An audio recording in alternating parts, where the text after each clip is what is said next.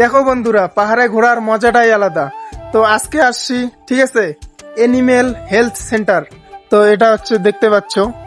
তো আমাদের রুম থেকে, ঠিক আছে, 15-20 মিনিট লাগে এখানে আসতে। তো দেখো জায়গাটা কত সুন্দর। এই দিকে নামার জায়গা আছে, দেখতে পাচ্ছ কত সুন্দর। আরো ওইগুলা পাইন গাছ।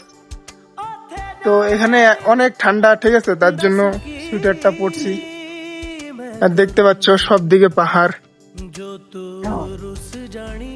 তো এখানে আসলাম, ঠিক আছে, যখন রুম থেকে আসলাম তখন অল্প গরম লাগছিল, কিন্তু এখানে আসার পর একদম ঠান্ডা লাগছে। তো পাইন গাছ দেখতে পাচ্ছ, একদম ছায়া।